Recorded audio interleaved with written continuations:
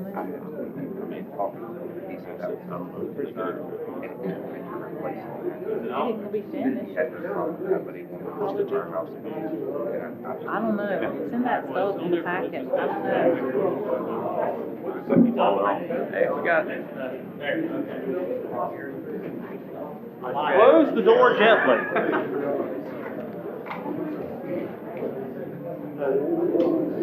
Oh, you're bold. I know some people's propensity for foot contact. No, that's okay. All right.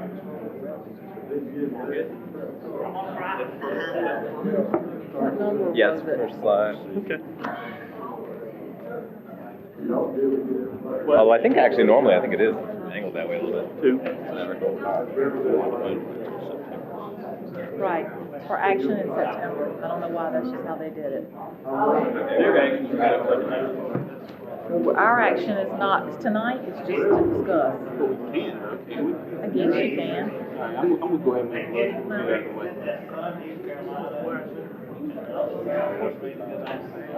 I think it actually had to do with the PowerPoint settings.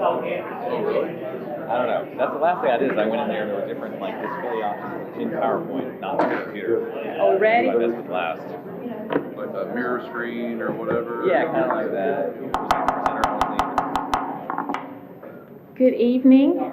Thank you for your patience. We're having a little electronic trouble tonight, but I think we've gotten it all fixed up. Welcome to, I want to call to order this meeting of the Wendell Town Board of Commissioners and welcome you all. We have a lot of folks here tonight. That's always very exciting. We're going to be led in the Pledge of Allegiance by Police Chief Bill Carter. I pledge allegiance to the flag of the United States of America and to the republic for which it stands, one nation, under God, indivisible, with liberty and justice for all.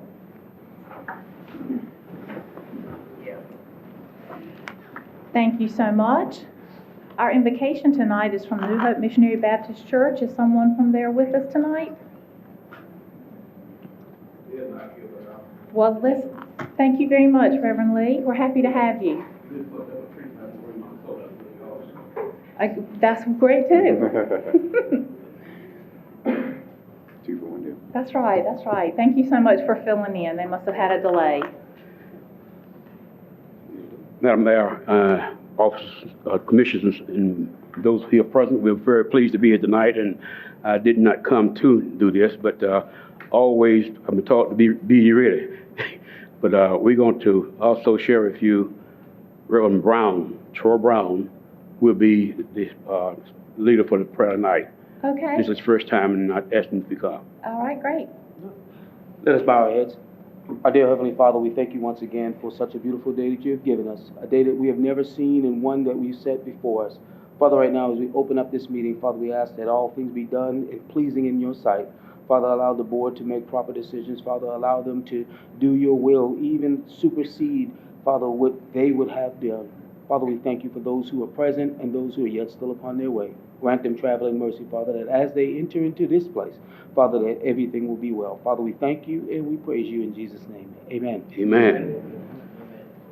Thank you both so much for being here with us tonight. I'd like to If also- you have the floor, if you want to tell us some things, go ahead. I'd like to also say that he will be seen probably more. I'm retiring this year, at the end of the year, but I'm not leaving, but I'm just going to make a transition. So it's a transitional time for you. Thank you very much. All right, well, welcome. We're happy to see you. We'll be unhappy to miss you. Are there any adjustments of the agenda? Not, is there a motion to approve the agenda? Motion to approve. Okay, we motion to approve. All in favor? Aye. All right, we have 3 people signed up for public comment tonight. When I call your name, I'll ask you to please come to the podium, state your name and address for the record. You have 3 minutes. You can speak on any topic. Certainly I wouldn't include ones reserved for public hearing. You'd rather do that during the public hearing time. You have a 3-minute limit. There's a timer on the podium that will change from green to yellow when you have 30 seconds remaining. When time expires, the yellow light will turn red and your time's up and you will be interrupted. Also want to remind the audience not to applaud or make remarks from their seat or any other gestures that distract from our business meeting. So, first one we have signed up tonight is Kurt Phipps.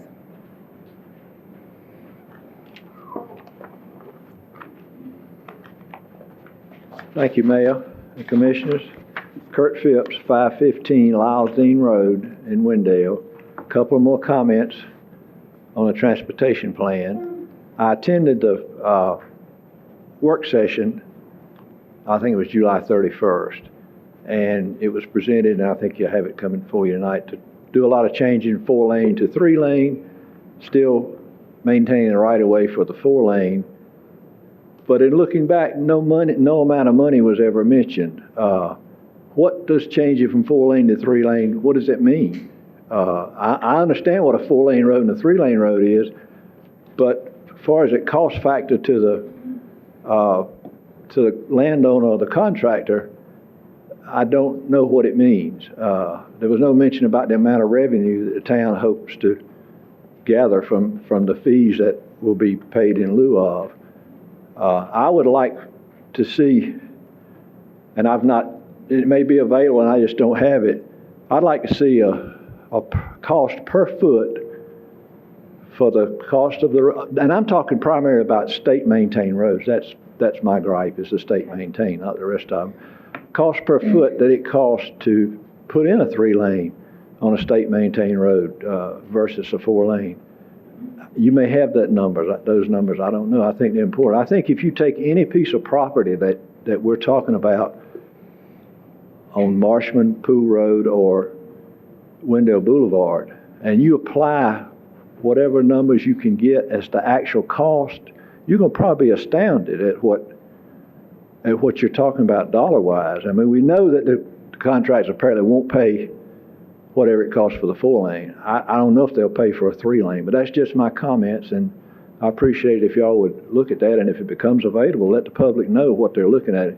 Be able to tell a landowner, look, if you try to sell this property, you're going to owe the town $2 million, or you're going to owe the town $1 million up front, so they don't have to go through all the hassle and then find out that the deal falls through. Thank you for your time. Thank you. The next person signed up is Carol Hennett.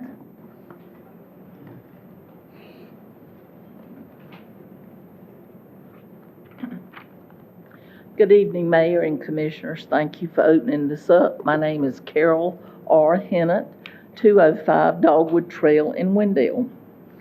I understand and appreciate the need for a transportation plan. The 3-lane undivided is much better than the 4-lane divided.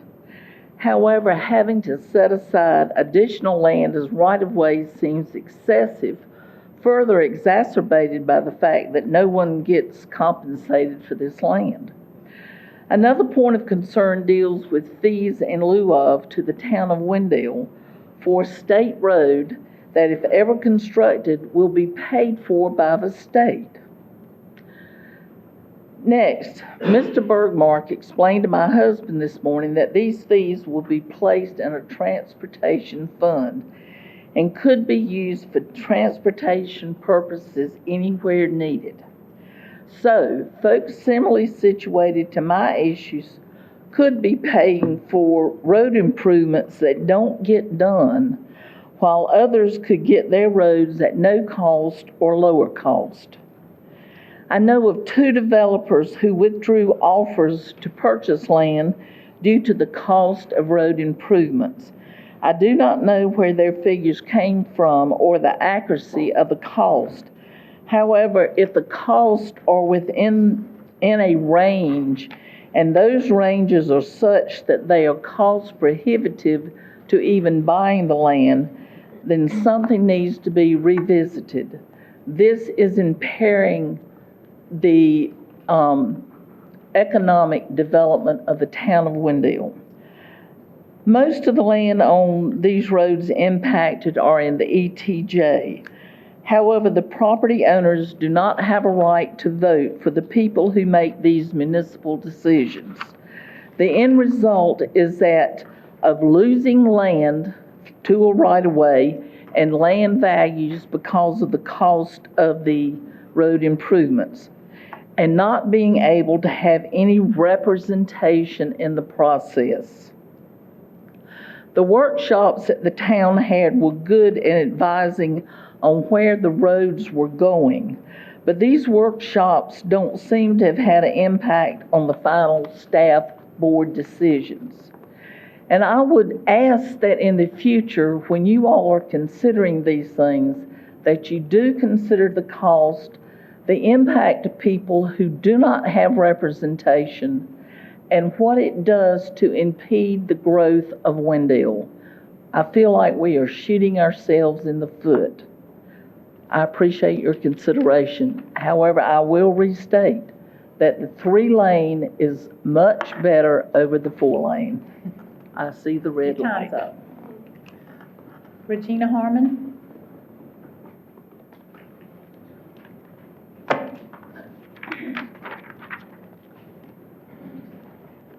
Good evening. Regina Harmon, 6616 Tails Branch Road. Concerned citizen in Wendell tonight.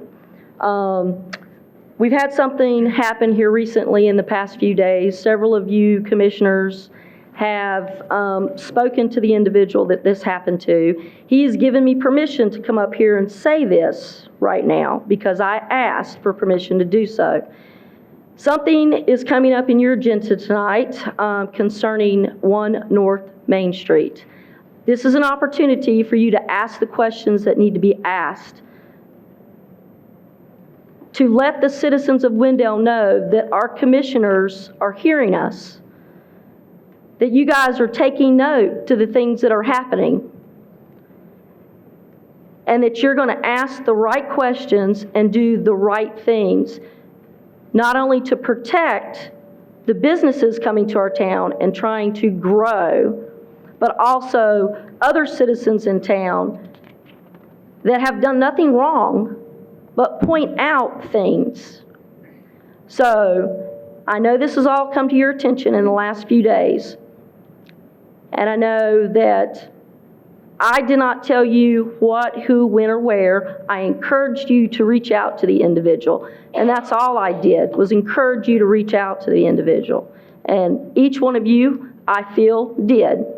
So that is a truth between you and them. And you have an opportunity tonight to ask the questions that need to be asked. And I'm here tonight hoping that you're going to do that for not only this business owner, but the citizens of this town. Thank you. Thank you, ma'am. Do we have a motion to approve our consent agenda? Motion to approve. All right, all in favor? Aye.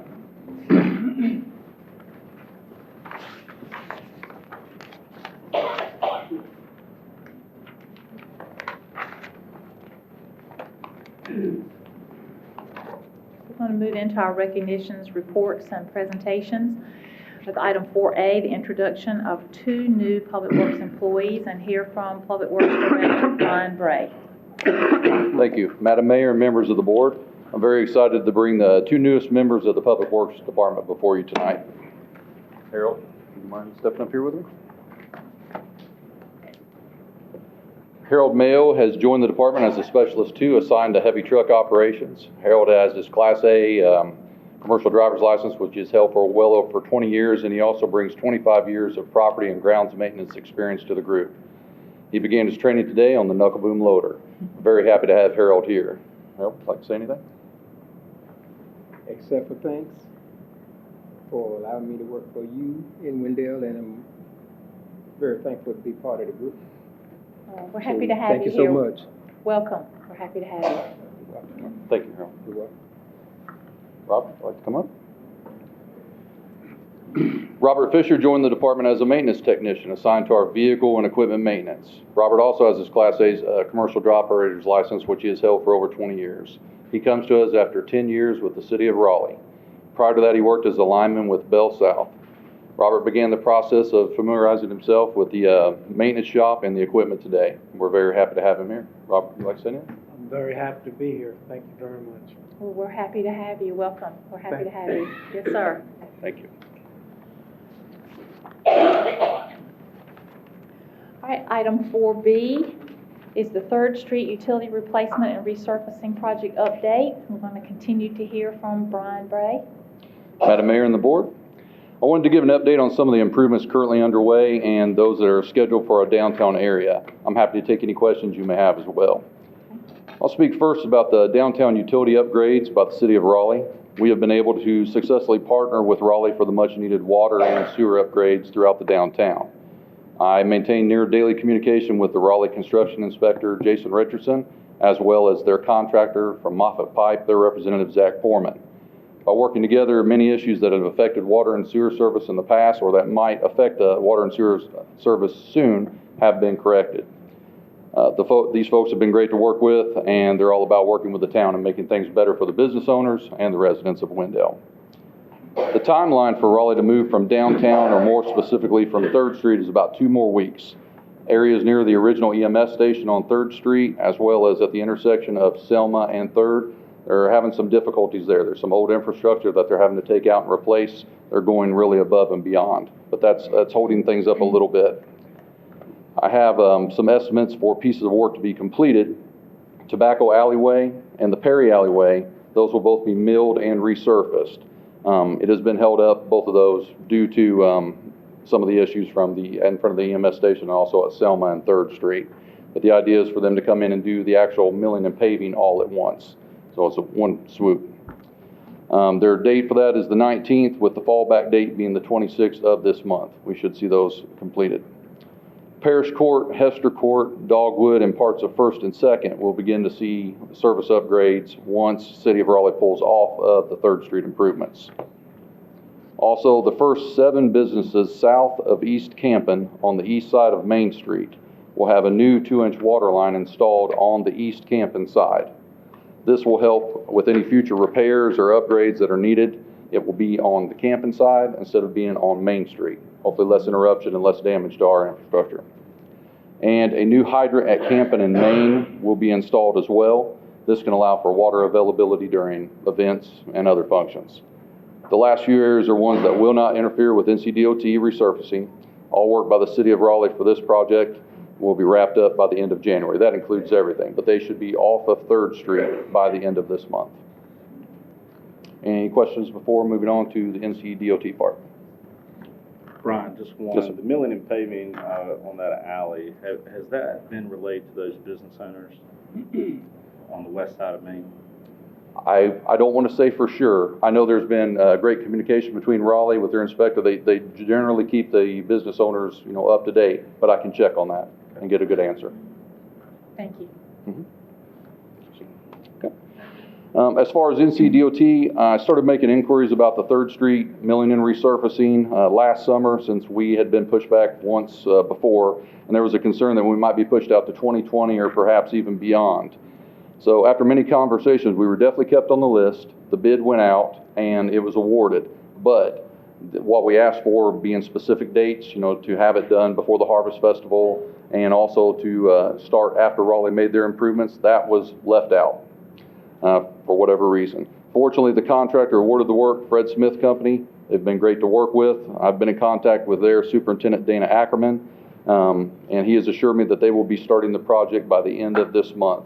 They're going to mobilize, they're going to come in, and they're going to move pretty swiftly throughout 3rd Street, and they're going to mill that, resurface it, and then move on to the other areas. And then they believe their timeline will allow them to come back and do the permanent striping even before the Harvest Festival. So we have a few weeks of, a little extra room if they run into a snag.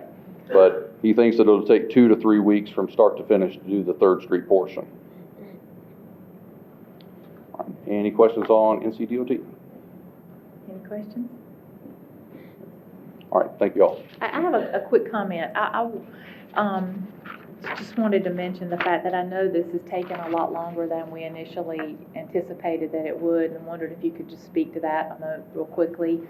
I know that it was difficult for them to anticipate what they were going to find because it was under the ground, but I get a lot of questions about it, and I want people to understand why it's taken so long, and certainly thank them for their patience because it has been a long time.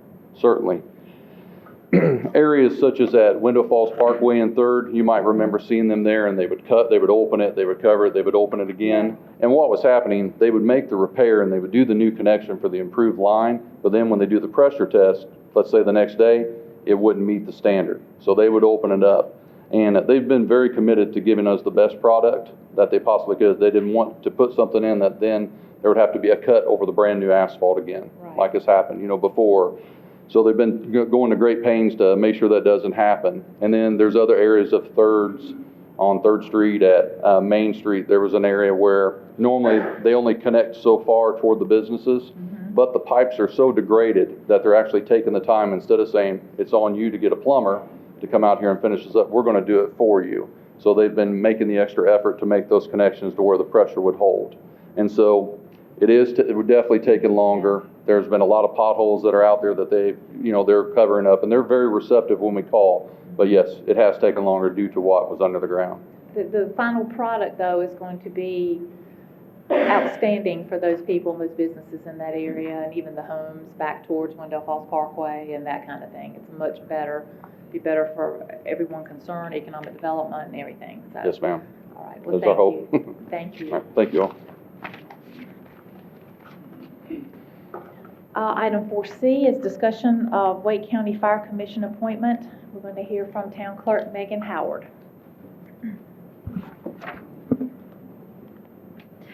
Thank you, Madam Mayor, members of the board. Today, I'm going to be talking to you about the Wake County Fire Commission appointment. Mr. Lucius Jones is the town's current Fire Commission representative, and his term will be expiring in October, at the end of October. He served 3 consecutive terms, and the Wake County Board of Commissioners reserves the right to waive the number of terms. Meetings are held the 3rd Thursday of every month, starting in January, except if it lands on a holiday, then it'll fall on the following day. The meetings are held at the Wake County Emergency Services Education Center in Raleigh unless scheduled elsewhere, and they begin at 7. So an organizational meeting is conducted in January in which a chair and vice chair are selected. Information about the Wake County Fire Commission is being provided in your agenda packet today.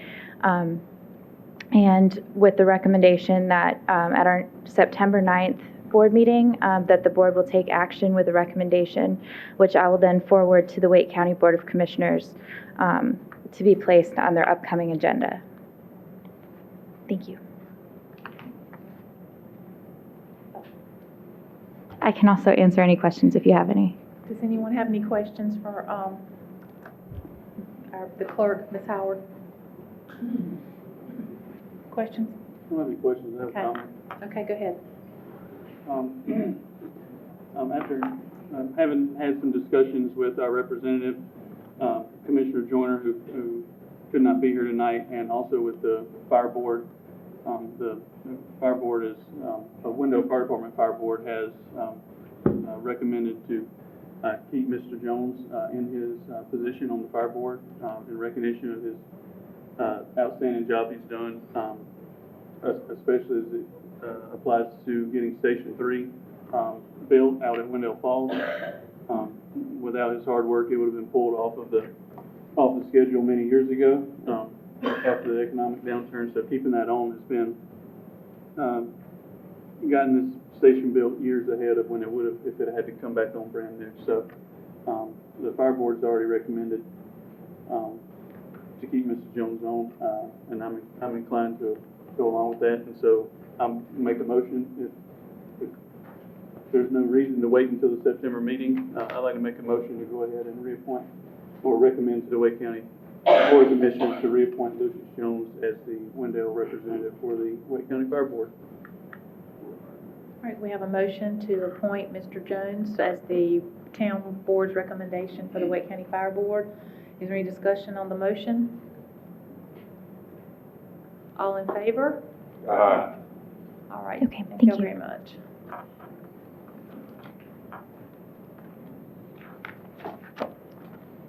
We'll move into our public hearings and related items. Item 5A is the item for discussion on amendments to the arterial and collector street plan and to the Wendell Unified Development Ordinance as they relate to infrastructure improvement and transportation impact analysis requirements.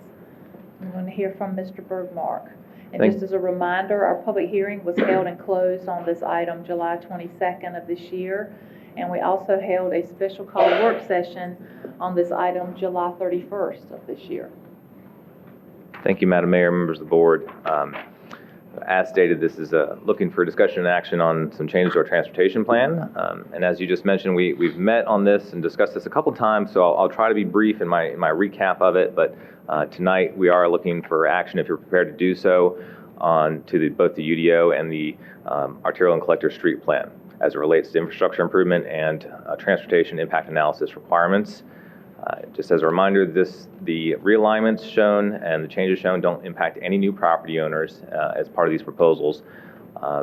The main changes are looking at reducing the infrastructure improvement requirements so that where you have 4-lane divided roads, the property owners, or the developers, I should say, are only responsible for constructing 3-lane undivided rather than 4-lane divided, but that same right-of-way dedication is still required.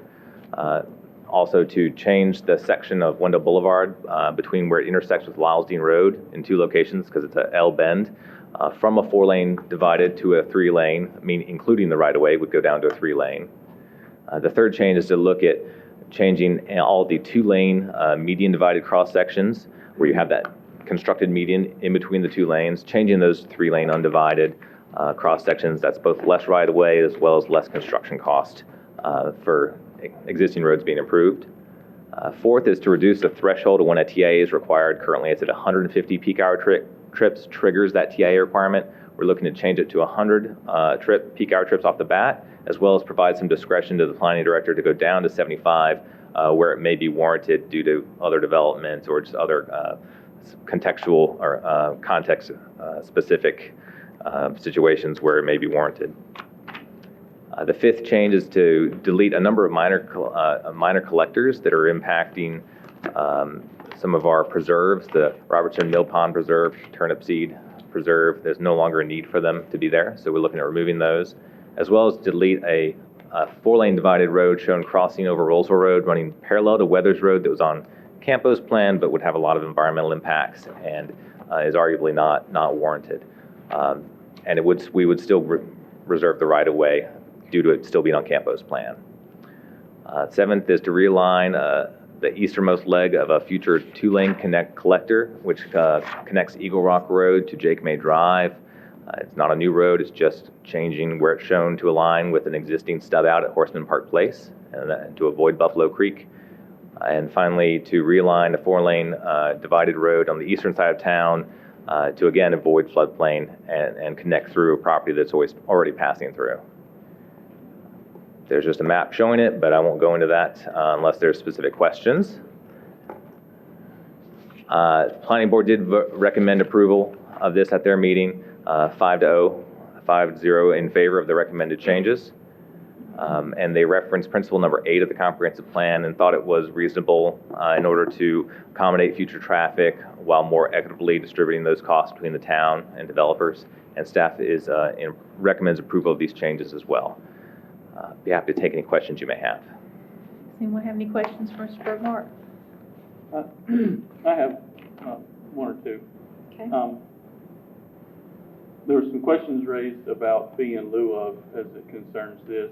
Can you give me an example of how these changes would cause someone to do a fee in lieu of as opposed to following along with what's been outlined in this plan? So the changes shouldn't increase or decrease the likelihood of a fee in lieu. Fee in lieu is just something where if somebody were looking to do a short stretch, it may not make sense to widen a road over 100 feet, but nothing in this plan would increase the likelihood of a fee in lieu, and the amount of the fee in lieu should overall be going down as a result of this because we're making less infrastructure improvement requirements because you're asking for a fee in lieu of what's required to be built, and we're reducing the requirements of what's required to be built in many cases. Okay. And second part of that question is if a fee in lieu of is paid for some certain stretch of road, and then the state were to come in and say this whole thing needs to be widened, would the state look at whether or not monies had already been paid for that improvement and expect the town to turn over that money to at least help cover the cost of those improvements, or how does that work? So I may look to the attorney to weigh on this because that's not happened. My assumption would be that because it's not actually allocated specifically to that segment of road, that I don't think there could be an expectation of the state, but I don't know. I don't know if Jim has any knowledge or experience with that. I don't know the answer to that either, but I suspect not. My understanding is they wouldn't ask for that specific fee in lieu to be applied to that specific project. Depending on the state funding source, it may require a local match. Fee in lieu transportation reserve provides the town the opportunity to participate in those funding sources to receive those state funds, federal funds. In that case, the state isn't doing the project, the town's contractor's doing the project using state and federal funds with local.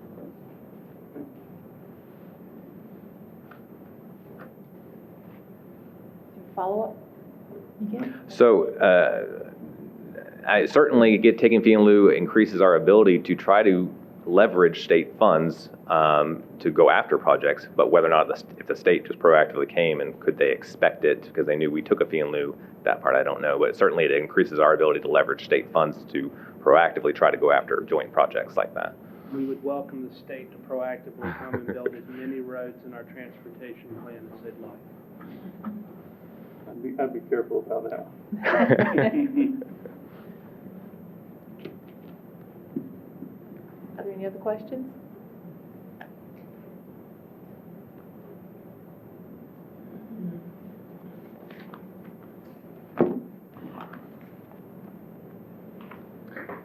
I wasn't here at the last meeting. I apologize for that one. As far as this plan goes, the plan's an improvement from what we had originally. I think when we passed this plan originally, we discussed this as kind of a fluid document that I think need to be changed and modified as we go along. I like some of the citizens. I don't think that the town's really ever going to build many roads in this area. But I do think having the plan, even if it's a little bit maybe ambitious or however you want to word it, I guess other people may have different words for it. In place is fine, but I do see this as a step in an improvement direction. But I would encourage kind of staff and to continue to kind of look at this and watch this as issues do arise, that we always can be willing to make changes and make adjustments as needed. And it does bother me that, you know, a lot of these roads that are outside of our that are in the ETJ are roads we're affecting, since they don't have much of a say-so in this one. But I do think as a town we need to make sure we have a plan in place for how the future is going to be laid out. A few comments I'll add. Any regular to these meetings knows this specific subject is the main driver of why I decided to run to be on the town board. I grew up in the ETJ. My dad still lives on a farm that's in the ETJ. My wife and I own land that's in the ETJ and has a T intersection shown on this transportation plan that's currently in the middle of the woods. You know, at the time, I did not like the fact that we lived outside the city limits, but you know, people sat in this room and made decisions for us. I wholeheartedly understand the feelings that people have about this subject, and so that again, that's one of the main reasons I wanted to be on the board, was to sort of give a voice to that sort of thing. I look at this sort of like updating the building code. If you live in a house that was built in 1980, and we're talking about, you know, new building codes, nobody's forcing you to upgrade your wiring. Nobody's forcing you to upgrade your plumbing or you know, change how far your, you know, house sits back from the road or anything like that. This is just for moving forward. That's why, as someone who owns a piece of property with, you know, colored lines going through on this map, it doesn't concern me, because I know it only affects me if I decide to sell it for improvement. Wendell, the eastern side of Wake County, is quickly becoming one of the fastest growing sides of fastest growing areas in Wake County, simply because there's nowhere else in the county to build. There's nowhere else with open land.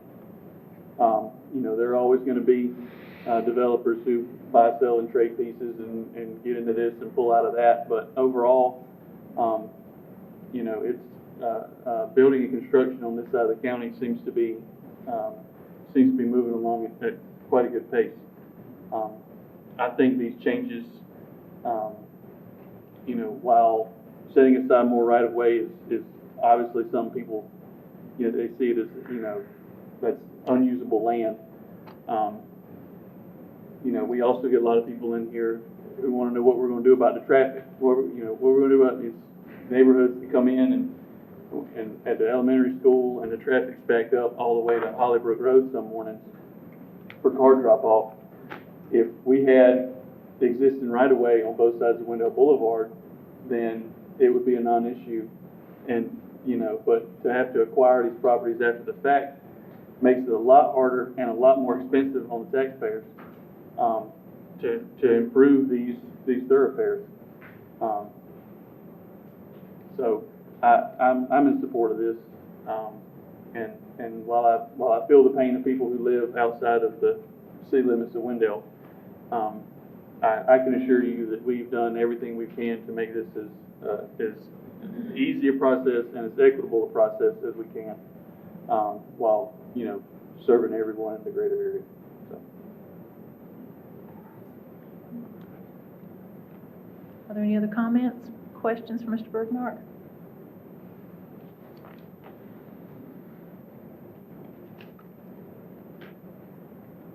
Madam Mayor, I make a motion to approve the amendments to the arterial and collector street plan and the UDOs related to the infrastructure improvements.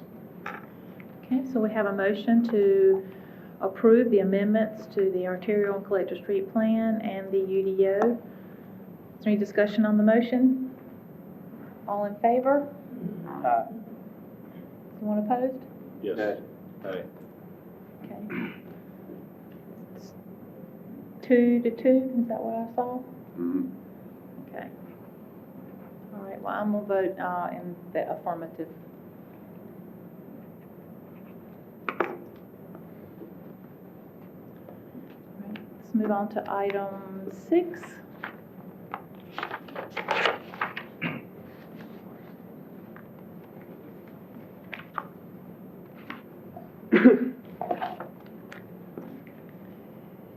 Item 6A is a second reading, the update to the downtown facade grant program policy.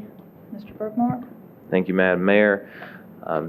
As stated, this is our second reading of this. Proposed changes to our facade grant program. July 22nd board meeting received a 2-to-1 vote in favor, requiring it to come back. In the current budget, the board allocated $10,000 for the downtown facade grant program. The existing policy document, though, limited that grant to $1,000 per application. What staff's seeking to do is to raise that grant limit as a result of the higher total amount allocated. So at that last meeting, the vote that was received was to raise it to allow for the full $10,000 to potentially be budgeted to a single project. Of course, any facade grant is totally at the discretion of the board, both in whether to approve it and how much to approve it to, but it would allow an up to $10,000 amount. So tonight, we're just asking for you to make these considerations. There are a couple of other little small things in terms of timing. Have the application submitted at least 7 days prior to the appearance commission meeting.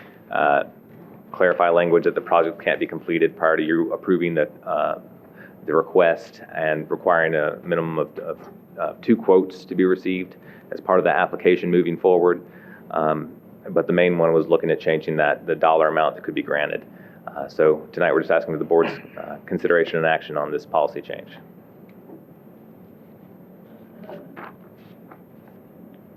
David, when this may not even be a relevant question, but in regards to the 2 quotes that the contractors provide, does this mean that the applicant has to use those 2 contractors? No, sir.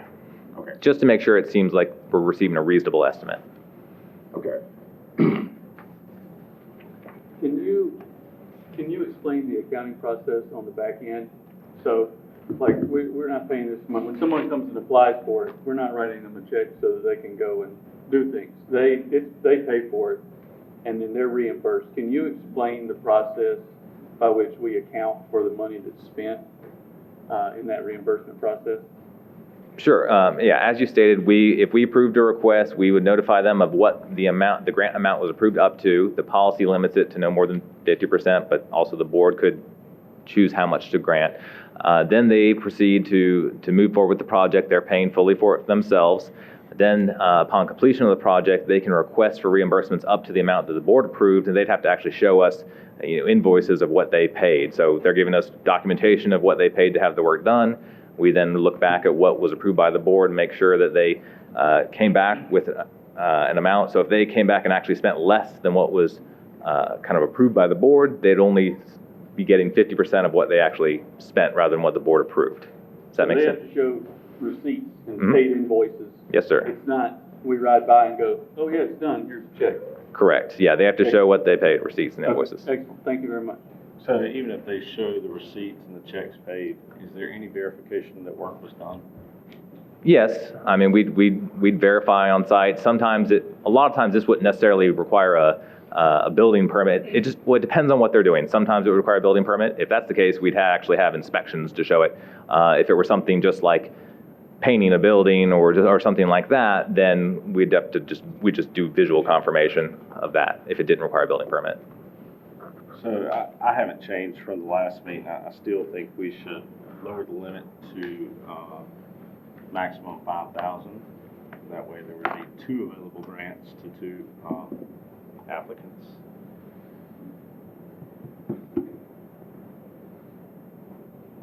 So it could be lower, but no, not to exceed $5,000 I'm okay total. with $10,000 in the budget, but I don't think that $10,000 should go to 1 applicant. I think it should be 2 grants with the max being $5,000. Right, motion. 5,000. Is that in the form of a motion? Yes, I make Okay. a motion that we proceed with this, but lower the max to 5,000. Okay. So we have a motion to update the downtown facade grant program policy with the amounts not to exceed $5,000 per grant. Is that Right. correct restatement of your, okay, is there any discussion on the motion? Okay, all in favor? Did you vote aye? Yes. Okay. Yes, I was just making sure, I couldn't quite hear you. Okay. All right, item 6B. Mayor, Yes, sir. I need to recuse myself from this vote. But before I do, I would like to say I am in favor of it being extended, and for anybody that's concerned about that. And also state that the problem with the conspiracy theory is there is no bottom. So, Okay, you have a seat. Do we need to do that in the form of a motion? Is that adequate, or does someone else have to make it? Someone else make it. Okay, so can you make a motion for Commissioner Carroll to be I'll make a recused? motion to recuse Commissioner Carroll from this item. Okay, so we have a motion to recuse Commissioner Carroll from action on this item. Is there any discussion on the motion? All right, all in favor? Aye. All right. All right, proceed, Mr. Bergmark. Thank you, Mayor. For this item, the board's been asked to review and consider taking action on a request to extend a deadline that was built into the expanded downtown facade grant policy specifically for 1 North Main Street. At the April 22nd meeting, this board reviewed and approved the expanded grant application submitted by Sigurd Westerland for exterior improvements to 1 North Main Street. That was in the amount of $45,000 that could be reimbursed. The application includes removing the exterior siding, looking at window replacement, new decorative cornice, masonry repair, new exterior lighting. That had a total estimate of just over $103,000 in terms of the exterior work. That's not including any interior work. The existing policy had an application or had a reimbursement deadline for them to when they would submit the documentation to get reimbursements for August 31st, 2019. That deadline was created because we had a deadline from this money we received from the state through June 30th, 2020 to use the funds. We wanted to make sure that we had time if we did not receive applications, for example, for the facade grant program to pursue other projects to use those state funds. But the recipient has come to the town now to ask for an extension through December 31st, 2019, rather than August 31st, quoting some delays in soliciting bids and scheduling work. This is a very busy time for contractors, and the masonry repair kind of has to be done before most of the other work can be proceeded with. That would still give us a 6-month buffer before the state money has to be expended by the town. So the town staff is in favor of this request to extend the deadline through December 31st. I'd be happy to take any questions you may have. Anyone have any questions? Is the applicant here? Yes, sir, I believe, yes. So I don't think we got a chance to meet him last go around when we approved it. Would he like to speak? Would you like to come up?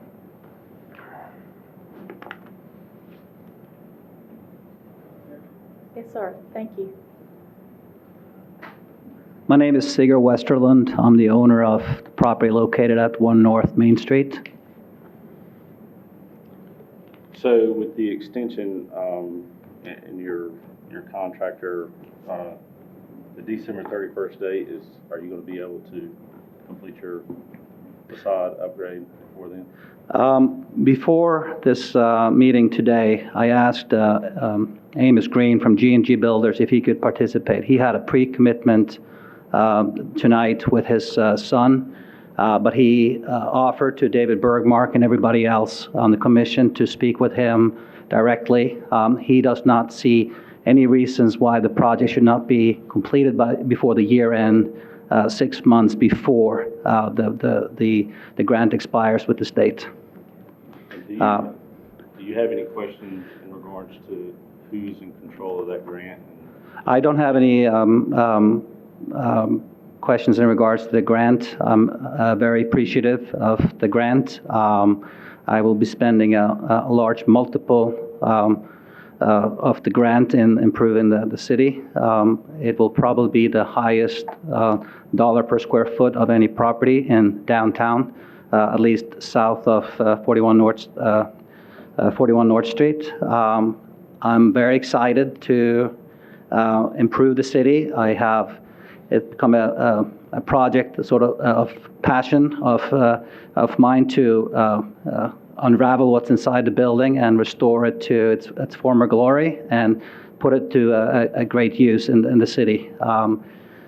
During the process of work on this project, I was initially planning on just restoring what was there, leaving the bathroom where they were, the electrical and plumbing where they were, but speaking with the likes of Mark Collins, my architect, my engineer, and other people in town, and listening to what they'd like to see, we switched over to turning it into a food and drink establishment. That process, because we're dealing with an old building and because the market for services, both architectural engineering and contractors, took a lot longer time than we anticipated.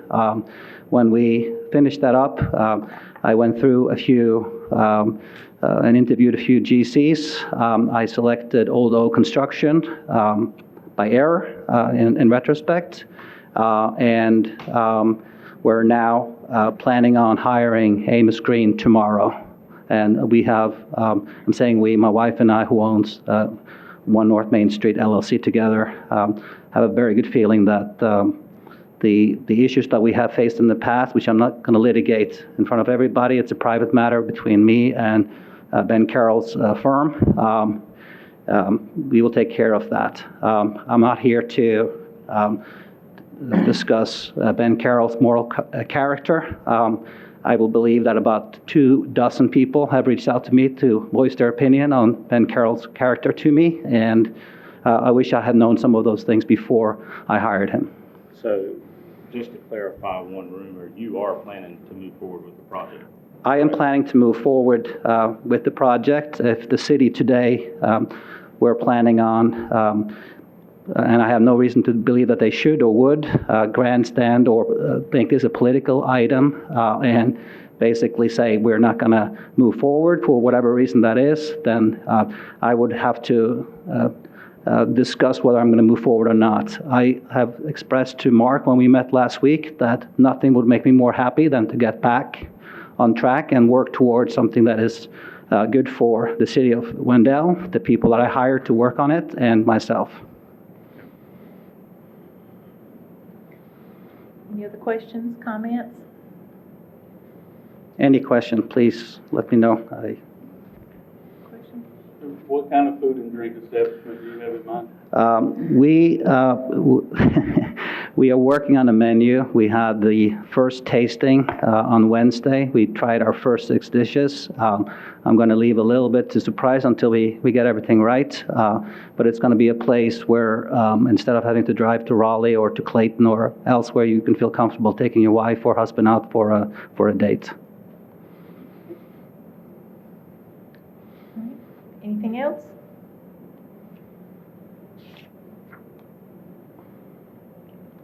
Madam Mayor, I'll make a motion to approve the grant extension request for 1 North Main Street. Okay, thank you. We have a motion to approve the requested extension for 1 North Main Street. Is there any discussion on the motion? All in favor? Aye. All right, thank you very much.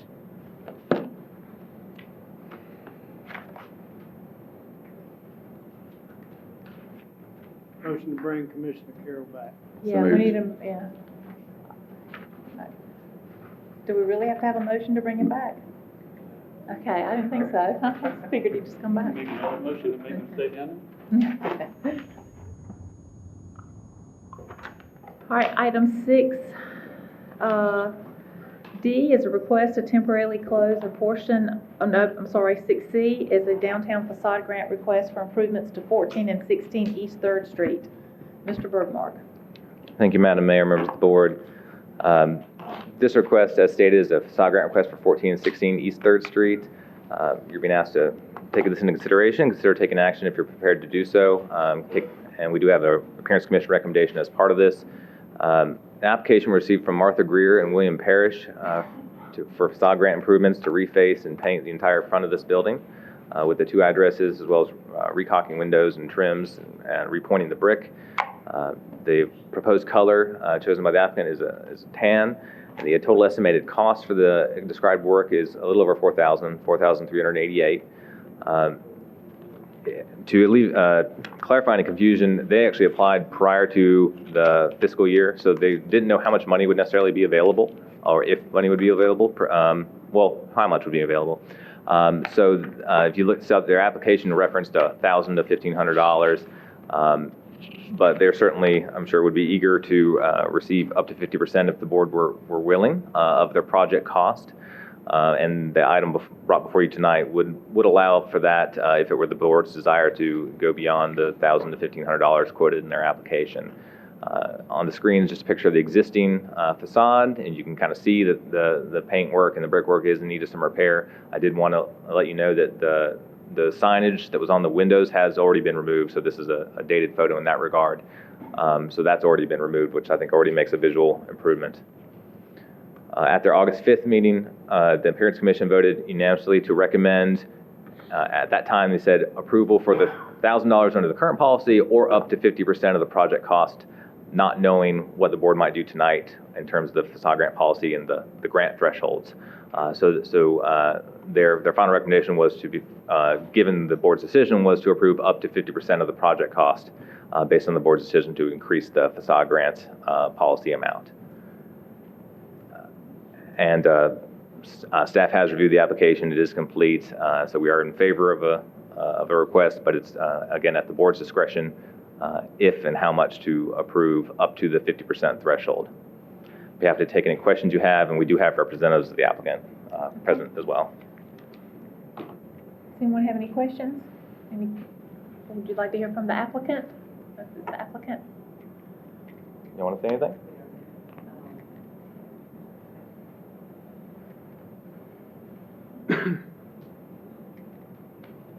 Just introduce yourselves. Okay.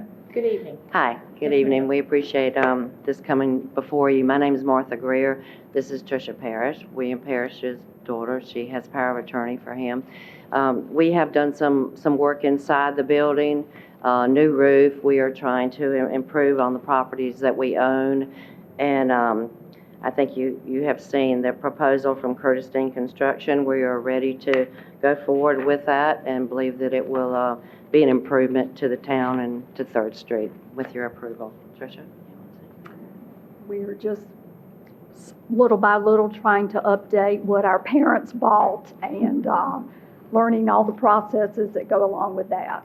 So we appreciate anything that we can have that would help out in that respect. Thank you for being here tonight. Does anyone have any questions for the applicant? Obviously, the application was for 1,000 to 1,500. And in light of our recent developments, and I know the Appearance Commission had a recommendation of up to 50%. Without making you go through the application process again, just obviously the 50% would be more of a help for you guys. Oh, absolutely. Okay. And much appreciated. Yeah, wouldn't be that much more even, but every little bit helps. Yeah. Okay. All right, thank y'all. Thank you. Any other comments from the board?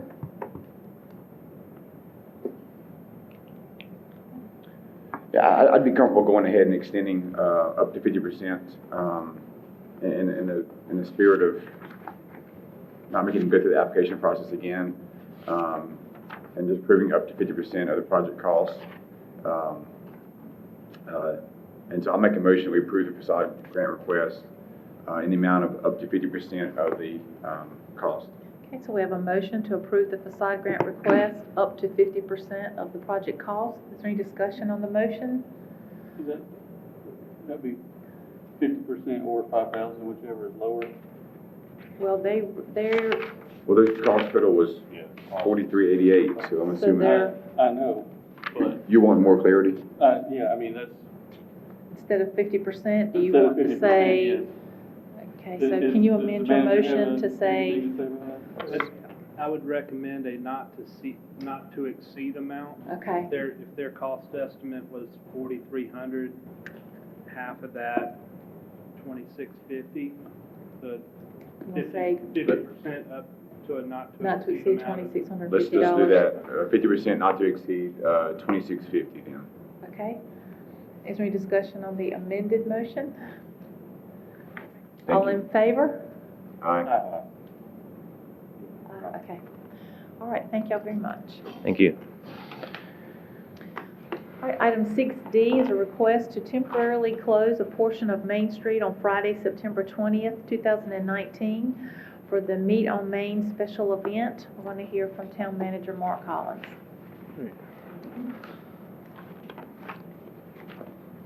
So our Parks and Recreation Director's on vacation. He's coming back in the morning, so you get me for the special events, and it's just in time for special event season kicking off. So we have a couple of those tonight. The first one is item 6D. Wendell Community Partnership is hosting its inaugural Meet on Main event. As you're aware, this is the event that the group that the board funded legal work to help establish to create an ongoing and recurring special event downtown. So Wendell Community Partnership has been set up and is looking to have their first event Friday, September 20th, 2019 from 5:30 to 9 p.m.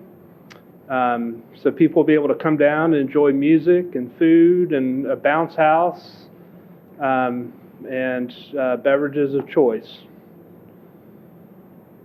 They're looking at doing this on Main Street with a stage at the south end of Main Street, so you'll be able to look down from the tracks to the band and have an area for alcohol within that space as well on Main Street.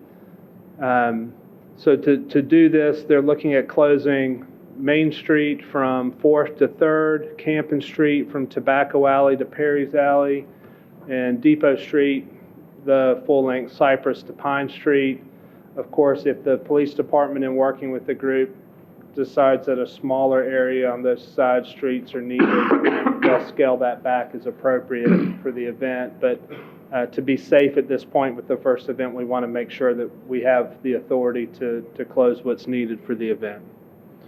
Roads would be closed prior to the event and after the event for allow for setup and takedown and the necessary announcements and notifications that typically associate a major street closing to be handled by the police department.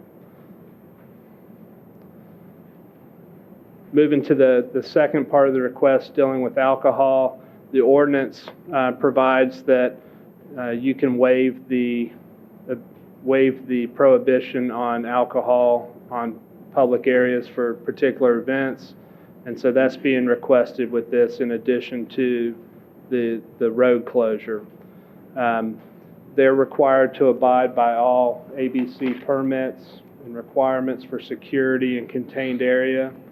That will be handled at a cost of the event organizers and not the town for that security within that alcohol controlled area.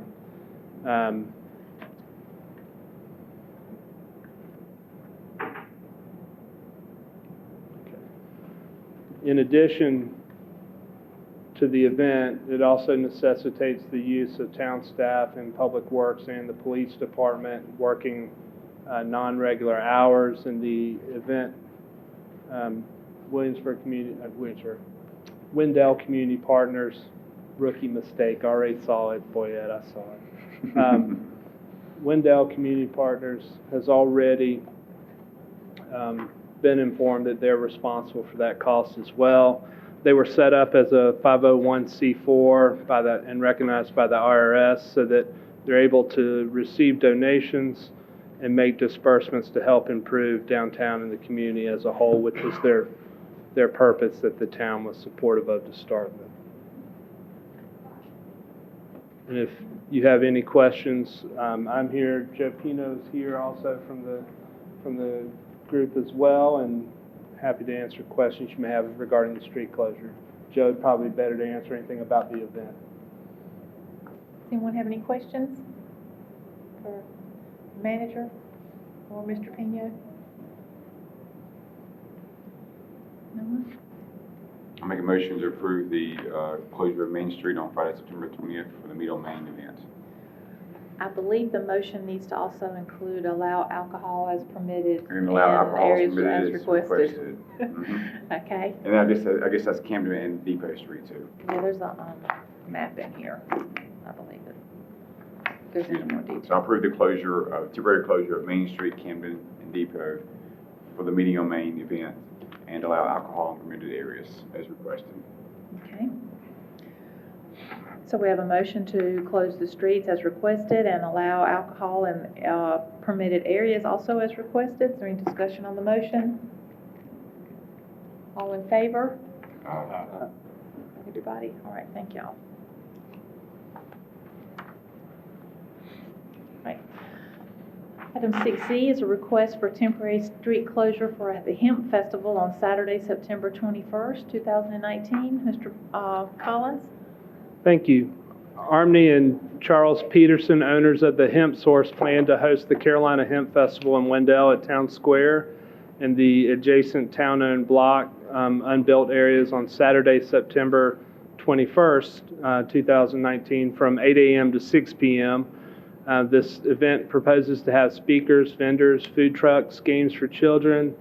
Not involved in the street closure, but for informational purposes. The following day, there's also a tour of the hemp farm and facilities outside of town, and they'll be loading up on Campen Street for that. The area that's being closed is the area of Cypress Street between 2nd and 3rd, just to protect pedestrian traffic. Staff suggested that in meeting with the event organizers to protect pedestrian traffic. They met with staff on August 5th to discuss the event. We also went through the necessity of the square rental form through Parks and Rec, the sound permit through police and manager's office. Insurance is also required for the special event. 3 public works employees are necessary to help with solid waste cleanup, as well as 4 to 5 police officers for the event as well, to help with safety and traffic control due to the size of the event, anticipated size of the event. The event organizer understands that they're responsible for all staff costs related to the event and rental fees. Last year, the event organizers held the event in a nearby hotel and had approximately 900 attendees for a paid event. This is a free event, an open festival, and so they anticipate more people to come to this event and are planning for approximately 1,500 attendees and somewhere between 30 and 50 vendors at this point as well. And I'd be happy to answer any questions about the closing of the one block. The Petersons are here as well if you have any questions about the event tonight as well. I just have one. Will they be the only hemp vendor, or will there be multiple hemp vendors? Can you come up? I just used my tire. I just got that before it's 5 o'clock this morning. Hi, Armony Peterson. So we won't even be vending. What we do is cap it off at, we do 5 retail vendors, then we do processors, farmers. We break it down like in all aspects of the industry. So we may have some fabric, some textile vendors, maybe that's doing shirts, clothing, but we max it out at a certain amount of vendors that actually do retail. And are you planning for this to be an annual event? Yes, we had it last year at the Marriott in Crabtree Valley Mall. Like he said, we had about 900 attendees, about 50 vendors. This year, we plan on having more because it was $100 a ticket last year.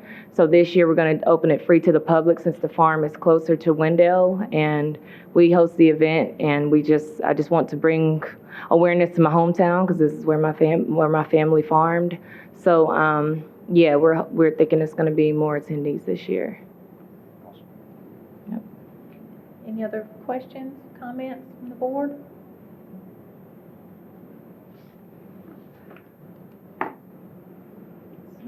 Now I'll make a motion to approve the temporary closure of Cypress Street as requested. Okay, so we have a motion to approve the temporary closure of section of Cypress Street that was requested. Is there any discussion on the motion? All in favor? Aye. Okay.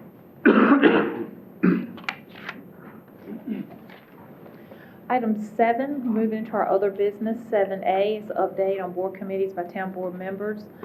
Commissioner Joyner is not here tonight, but I understand Commissioner Boyette's going to give his report on the Wendell Volunteer Fire Department. I can. Also, the president of the Wendell Fire Board is here, along with the fire chief, and so if either one of them, I wasn't president of the meeting, I can give a real quick overview, but if either one of them. Do it. That's fine. I know how much chief likes getting up. Well, we'll keep him up there a long time then. It was a quick meeting. Brian Staples, Wendell Fire Department, Fire Chief. We had our monthly board meeting this past Thursday. Being into a new financial year, pretty quiet year, mainly month. The main things were, of course, paying of the bills, discussion, update to the board on the progress of the Wendell Falls Station, update to the board on the progress of purchase and installation of a turnout gear extractor, and then discussion of the council seat on the fire commission, which the board discussed and unanimously recommended the reappointment of Mr. Lucius Jones, and also some discussion of some new equipment we put in place since the end of the financial year, specifically upgraded our extrication equipment, $45,000 for new extrication equipment, which unfortunately we've already had to use, and it performed quite well. So, but that's a quick update and recap of our August board meeting. Be happy to take any questions. Anyone have any questions? Okay, just a quick update for where we are on the construction of the Wendell Falls Station 3. The county's contractor, the contracted completion date is currently scheduled for February 11th of 2020. Got a few days behind last week with setting of the trusses in the bay portion of the building, but anticipates no problem making those up because the roof's already on the building portion. So, and as soon as the roof gets on the bays, losing days as due to weather will be out of the question, but everything's progressing.